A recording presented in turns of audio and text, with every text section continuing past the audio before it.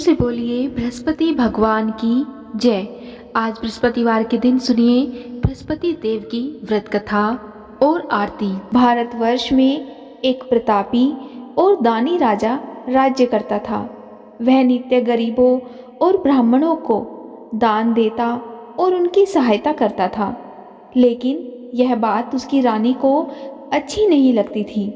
वह न तो गरीबों को दान देती और ना ही भगवान का पूजन करती थी, और राजा को भी दान देने से मना किया करती थी। एक दिन की बात है, राजा शिकार खेलने वन को गए हुए थे, तो रानी महल में अकेली थी। उसी समय बृहस्पति देव साधु वेश में राजा के महल में भिक्षा के लिए गए और भिक्षा मांगने लगे। रानी ने साधु महाराज को भिक्षा देने से मना कर दिया और कहा कि हे साधु महाराज, मैं तो इस दान और पुण्य से तंग आ गई हूँ। मेरा पति सारा धन लुटाते रहते हैं। मेरी इच्छा है कि हमारा सारा धन नष्ट हो जाए, फिर ना रहेगा बांस और ना बजेगी बांसुरी। साधु ने कहा कि देवी, तुम तो बड़ी विचित्र हो। धन और संतान तो सभी चाहते हैं, पुत्र और लक्ष्मी तो पापी के घर भी होने चाहिए। यदि तुम्हारे पास अधिक धन है तो भूखों को भोजन दो, प्यासों के लिए प्याऊ बनवाओ, मुसाफिरों के लिए धर्मशालाएं खुलवाओ। जो निर्धन अपनी कुंवारी कन्याओं का विवाह नहीं कर सकते, उनका विवाह करा दो। ऐसे और कई काम हैं जिनके करने से तुम्हारा यश लोक और परलोक में फैलेगा। परंतु रानी पर साधु के उपदेश का कोई प्रभाव नहीं पड़ा। वह बोली, महाराज, आप मुझे कुछ ना समझाएं। मैं ऐसा धन नहीं चाहती जो हर जगह बांटती फिरूं। साधु ने उत्तर दिया कि यदि तुम्हारी ऐसी ही इच्छा है तो तथास्तु। तुम ऐसा करना कि बृहस्पतिवार को घर लीपकर पीली मिट्टी से अपना सिर धोकर स्नान करना, भट्टी चढ़ाकर कपड़े धोना। ऐसा करने से तुम्हारा सारा धन नष्ट हो जाएगा। और इतना कहकर साधु महाराज वहां से अंतर्ध्यान हो गए। साधु के अनुसार कई बातों को पूरा करते हुए रानी को केवल 3 बृहस्पतिवार ही बीते थे कि उसकी समस्त धन संपत्ति नष्ट हो गई। अब तो भोजन के लिए राजा का परिवार तरसने लगा। तब एक दिन राजा ने रानी से कहा कि हे रानी, तुम यहीं रहो, मैं दूसरे देश को जाता हूँ, क्योंकि यहाँ पर सभी लोग मुझे जानते हैं, इसलिए मैं कोई छोटा कार्य भी नहीं कर सकता। ऐसा कहकर राजा परदेश चला गया। वहाँ वह जंगल से लकड़ी काट कर लाता और शहर में बेचता। इस तरह वह अपना जीवन व्यतीत करने लगा। इधर राजा के परदेश जाते ही रानी और दासी दुखी रहने लगी। एक बार जब रानी और दासी को 7 दिन तक बिना भोजन के रहना पड़ा, तो रानी ने अपनी दासी से कहा कि हे दासी, पास ही के नगर में मेरी बहन रहती है। वह बड़ी धनवान है, तू उसके पास जा और कुछ लेकर आ, ताकि थोड़ी बहुत गुजर बसर हो जाए। दासी रानी की बहन के पास गई। उस दिन गुरुवार था और रानी की बहन उस समय बृहस्पतिवार व्रत की कथा सुन रही थी। दासी ने रानी की बहन को अपनी रानी का संदेश दिया, लेकिन रानी की बड़ी बहन ने कोई उत्तर नहीं दिया। जब दासी को रानी की बहन से कोई उत्तर नहीं मिला तो वह बहुत दुखी हुई और उसे क्रोध भी आया। दासी ने वापस आकर रानी को सारी बात बता दी। उसकी बात सुनकर रानी ने अपने भाग्य को कोसा। उधर रानी की बहन ने सोचा कि मेरी बहन की दासी आई थी, परंतु मैं उससे नहीं बोली, इससे वह बहुत दुखी हुई होगी। इस तरह से कथा सुनकर और पूजन समाप्त करके वह अपनी बहन के घर आई और कहने लगी कि हे बहन, मैं बृहस्पतिवार का व्रत कर रही थी। तुम्हारी दासी मेरे घर आई थी, परंतु जब तक कथा होती है तब तक ना तो उठते हैं और ना ही बोलते हैं, इसीलिए मैं नहीं बोली। कहो, तुम्हारी दासी क्यों गई थी? तब रानी बोली कि बहन, तुमसे क्या छुपाऊं, हमारे घर में खाने तक को अनाज नहीं था। ऐसा कहते कहते रानी की आंखें भर आई। उसने दासी समेत पिछले 7 दिनों से भूखे रहने तक की बात अपनी बहन को विस्तार पूर्वक सुना दी। रानी की बहन बोली, देखो बहन, भगवान बृहस्पति देव सबकी मनोकामना को पूर्ण करते हैं। देखो, शायद तुम्हारे घर में अनाज रखा हो। पहले तो रानी को विश्वास नहीं हुआ, पर अपनी बहन के आग्रह करने पर उसने अपनी दासी को अंदर भेजा तो उसे सचमुच अनाज से भरा हुआ एक घड़ा मिल गया। यह देखकर दासी को बड़ी हैरानी हुई। दासी रानी से कहने लगी कि हे रानी, जब हमको भोजन नहीं मिलता तो हम व्रत ही तो करते हैं, इसीलिए क्यों ना इनसे व्रत की कथा और विधि पूछ ली जाए ताकि हम भी व्रत कर सकें। तब रानी ने अपनी बहन से बृहस्पतिवार व्रत के बारे में पूछा। उसकी बहन ने बताया कि बृहस्पतिवार के व्रत में चने की दाल और मुनक्का से विष्णु भगवान का केले की जड़ में पूजन करें तथा दीपक जलाएं, व्रत कथा सुने और पीला भोजन ही करें। इससे बृहस्पति देव प्रसन्न होते हैं। व्रत और पूजन विधि बताकर रानी की बहन अपने घर को लौट गई। 7 दिन के बाद जब गुरुवार आया तो रानी और दासी ने व्रत रखा। दासी गुड़साल में जाकर चना और गुड़ लेकर आई। फिर उसने केले की जड़ तथा विष्णु भगवान का पूजन किया। अब पीला भोजन कहाँ से आए, इस बात को लेकर दोनों बहुत दुखी थी। क्योंकि उन्होंने व्रत रखा था, इसीलिए बृहस्पति देव उनसे प्रसन्न थे। इसलिए वे एक साधारण व्यक्ति का रूप धारण करके 2 सुंदर थालों में पीला भोजन दासी को दे गए। भोजन पाकर दासी बड़ी प्रसन्न हुई और फिर रानी के साथ मिलकर भोजन ग्रहण किया। उसके बाद वे सभी गुरुवार को व्रत और पूजन करने लगी। बृहस्पति भगवान की कृपा से उनके पास फिर से धन और संपत्ति आ गई, परंतु रानी फिर से पहले की ही तरह आलस्य करने लगी। तब दासी बोली कि देखो रानी, तुम पहले भी इस प्रकार आलस्य करती थी। तुम्हें धन रखने में कष्ट होता था, इस कारण सभी धन नष्ट हो गया, और अब जब भगवान बृहस्पति की कृपा से धन मिला है तो तुम्हें फिर से आलस्य होता है। रानी को समझाते हुए दासी कहती है कि बड़ी मुसीबतों के बाद हमने यह धन पाया है, इसीलिए हमें दान और पुण्य करना चाहिए। भूखे मनुष्य को भोजन कराना चाहिए और धन को शुभ कार्यों में खर्च करना चाहिए, जिससे तुम्हारे कुल का यश बढ़ेगा, स्वर्ग की प्राप्ति होगी और पितृ प्रसन्न होंगे। दासी की बात मानकर रानी अपना धन शुभ कार्यों में खर्च करने लगी, जिससे पूरे नगर में उसका यश फैलने लगा। एक दिन राजा दुखी होकर जंगल में एक पेड़ के नीचे आसन जमाकर बैठ गया और वह अपनी दशा को याद करके व्याकुल होने लगा। बृहस्पतिवार का दिन था। एकाएक उसने देखा कि निर्जन वन में एक साधु प्रकट हुए। वह साधु वेश में स्वयं बृहस्पति देवता थे। लक्कड़हारे के सामने आकर बोले कि हे लक्कड़हारे, इस सुनसान जंगल में तू चिंतामग्न क्यों बैठा है। तब लक्कड़हारे ने दोनों हाथ जोड़कर प्रणाम किया और उत्तर दिया कि महात्मा जी, आप सब कुछ जानते हैं, मैं क्या कहूँ। और यह कहकर वह रोने लगा और साधु को उसने अपनी आत्मकथा सुनाई। तब महात्मा जी ने कहा कि तुम्हारी स्त्री ने बृहस्पति के दिन बृहस्पति भगवान का निरादर किया है, जिसके कारण रुष्ट होकर उन्होंने तुम्हारी यह दशा कर दी। अब तुम चिंता को दूर कर कर मेरे कहने पर चलो तो तुम्हारे सब कष्ट दूर हो जाएंगे और भगवान पहले से भी अधिक संपत्ति देंगे। तुम बृहस्पति के दिन कथा किया करो, 2 पैसे के चने मुनक्का लाकर उसका प्रसाद बनाओ और शुद्ध जल के लोटे से शक्कर डालकर अमृत तैयार करो। कथा के पश्चात अपने सारे परिवार और सुनने वाले प्रेमियों में अमृत व प्रसाद बांटकर आप भी ग्रहण करो।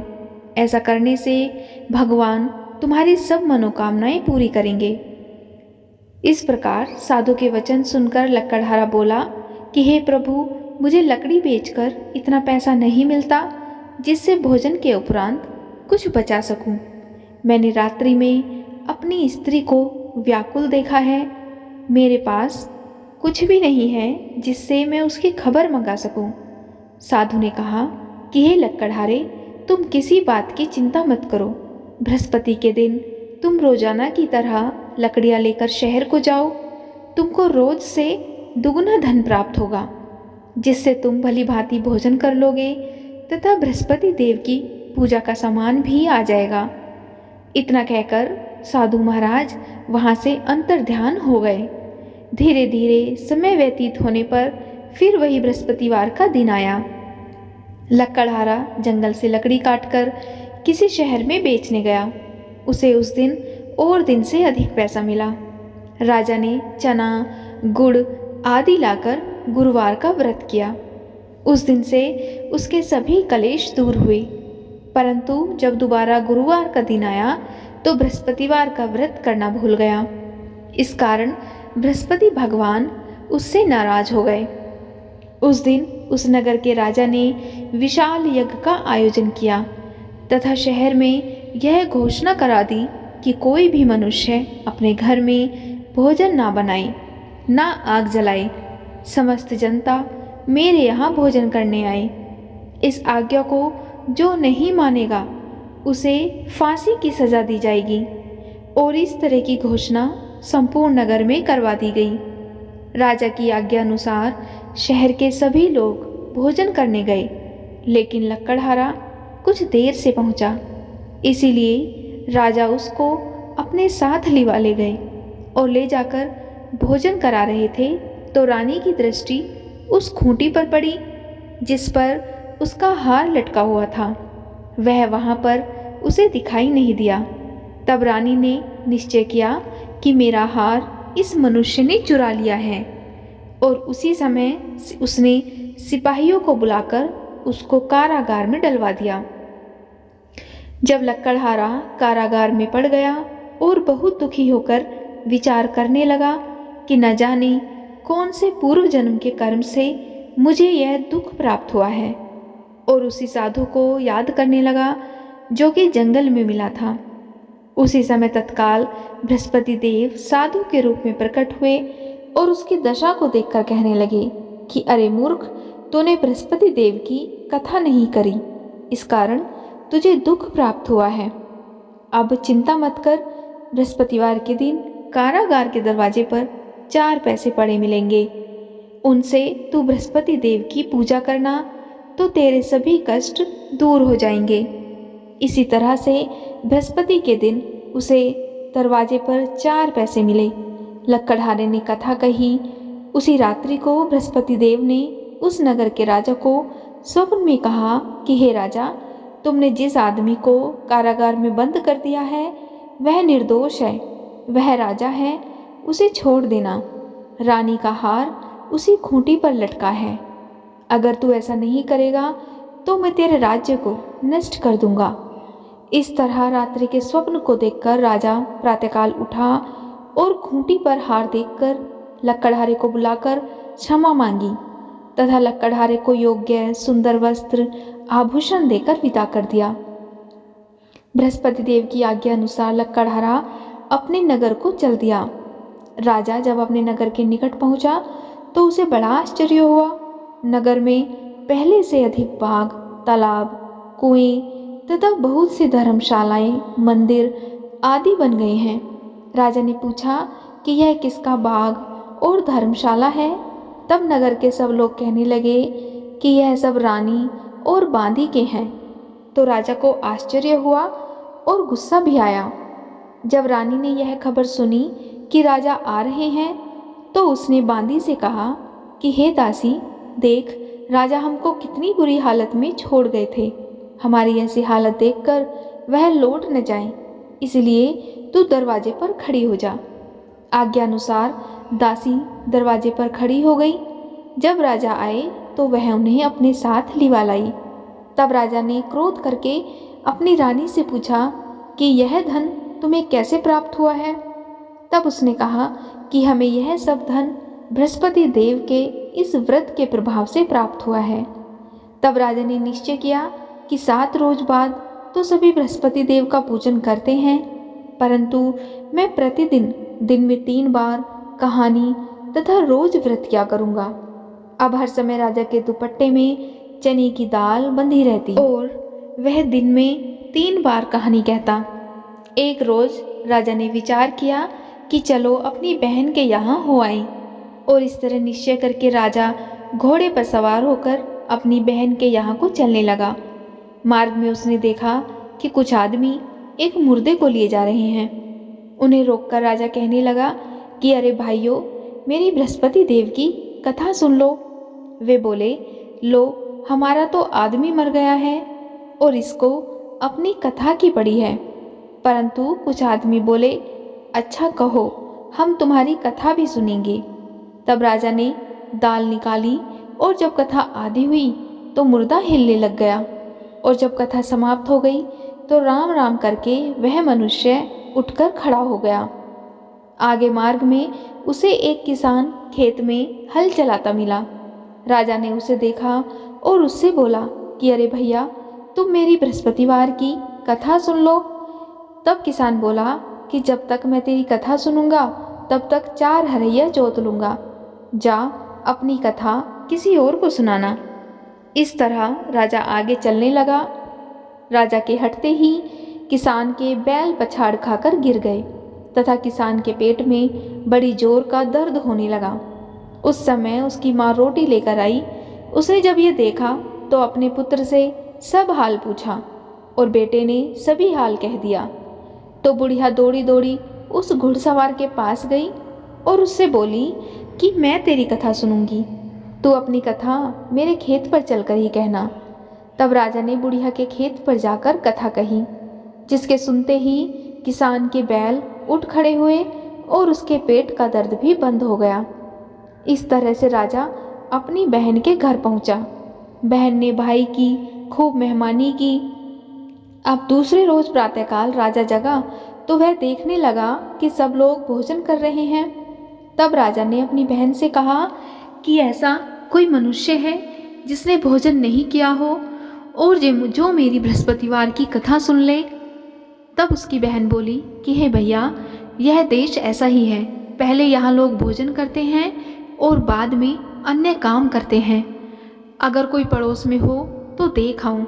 वह ऐसा कहकर देखने चली गई, परंतु उसे कोई भी ऐसा व्यक्ति नहीं मिला जिसने भोजन न किया हो। अतः वह कुम्हार के घर गई जिसका लड़का बीमार था। उसे मालूम हुआ कि उनके यहाँ 3 रोज से किसी ने भोजन नहीं किया है। तब रानी ने अपने भाई की कथा सुनने के लिए कुम्हार से कहा तो कुम्हार कथा सुनने के लिए तैयार हो गया। तब राजा ने जाकर बृहस्पतिवार की कथा कही, जिसको सुनकर उनका लड़का ठीक हो गया। अब तो राजा की प्रशंसा होने लगी। एक रोज़ राजा ने अपनी बहन से कहा कि हे बहन, हम अपने घर को जाएंगे, तुम भी तैयार हो जाओ। तब राजा की बहन ने अपनी सास से कहा। सास ने कहा कि हाँ चली जा, परंतु अपने लड़कों को मत ले जाना, क्योंकि तेरे भाई के कोई औलाद नहीं है। बहन ने अपने भैया से कहा कि हे भैया, मैं तो चलूँगी, पर कोई बालक नहीं जाएगा। तब राजा बोला कि जब कोई बालक नहीं चलेगा तब तुम ही क्या करोगी। अब बड़े दुखी मन से राजा अपने नगर को लौट आया। राजा ने अपनी रानी से कहा कि हम निर्वंशी राजा हैं, हमारा मुंह देखने का धर्म नहीं है और कुछ भोजन आदि नहीं किया। तब रानी बोली, हे प्रभु, बृहस्पति देव ने हमें सब कुछ दिया है, वह हमें औलाद भी अवश्य देंगे। उसी रात को बृहस्पति देव ने राजा से स्वप्न में कहा कि हे राजा, उठ, सभी सोच को त्याग दे, तेरी रानी गर्भ से है। राजा की यह बात सुनकर बड़ी खुशी हुई और 9वें महीने में रानी के गर्भ से एक सुंदर पुत्र पैदा हुआ। तब राजा बोला, हे रानी, स्त्री बिना भोजन के रह सकती है, पर बिना कहे नहीं रह सकती। जब मेरी बहन आए तब तुम उससे कुछ मत कहना। यह सुनकर रानी ने हाँ कर दिया। इस तरह से जब राजा की बहन ने यह शुभ समाचार सुना तो वह बहुत खुश हुई तथा बधाई लेकर अपने भाई के यहाँ आई। तब रानी ने कहा कि घोड़ा चढ़कर तो नहीं आई, गधा चढ़ी आई। राजा की बहन बोली कि भाभी, मैं इस प्रकार ना कहती तो तुम्हें औलाद कैसे मिलती। बृहस्पति देव ऐसे ही हैं, जैसी जिसके मन में कामनाएं हैं सभी को पूर्ण करते हैं। जो सद्भावना पूर्वक बृहस्पतिवार का व्रत करता है एवं कथा पढ़ता है अथवा सुनता है या दूसरों को सुनाता है, बृहस्पति देव उसकी सभी मनोकामनाएं पूरी करते हैं। भगवान बृहस्पति देव उसकी सदैव रक्षा करते हैं। संसार में जो मनुष्य सद्भावना से भगवान बृहस्पति का पूजन व्रत सच्चे हृदय से करते हैं, उनकी सभी मनोकामनाएं पूरी होती हैं।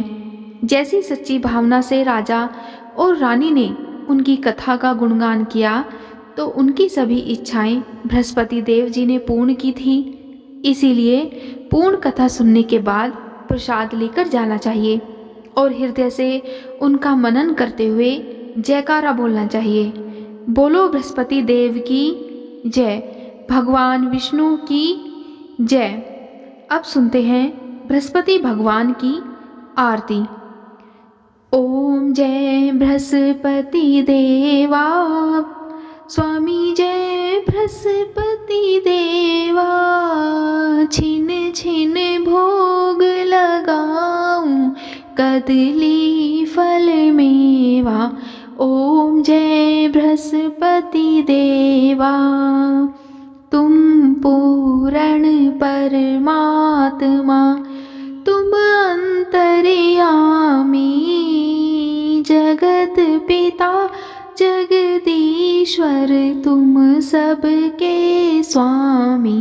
ओम जय बृहस्पति देवा, चरणामृत निज निर्मल, सब पातक हरता। स्वामी सब पातक हरता, सकल मनोरथ दायक। कृपा करो भरता।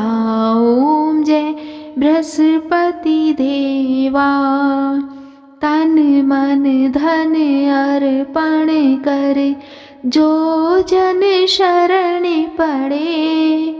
प्रभु प्रकट तब होकर, आकर द्वार खड़े। ओम जय बृहस्पति देवा,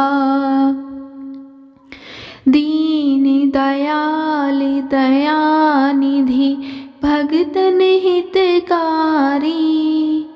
पाप दोष सब हरता, भव बंधन हारी। ओम जय बृहस्पति देवा, सकल मनोरथ दायक। सब संशय तारो, स्वामी सब संशय तारो। विषय विकार मिटाओ, संतन सुखकारी। ओम जय बृहस्पति देवा, जो कोई आरती तेरी प्रेम सहित गावे। स्वामी प्रेम सहित गावे। ज्येष्ठानंद आनंद कर, ज्येष्ठानंद आनंद कर, सो निश्चय पावे। ओम जय बृहस्पति देवा।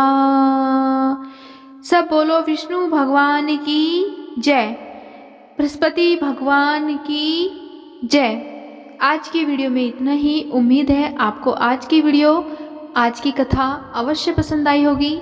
अगर आपको आज की वीडियो कथा पसंद आई हो तो वीडियो को लाइक और कमेंट बॉक्स में जय बृहस्पति देव अवश्य लिखिएगा। और अगर चैनल पर पहली बार आए हैं तो चैनल को सब्सक्राइब जरूर करिएगा। जय श्री कृष्णा, राधे राधे, ओम नमः शिवाय।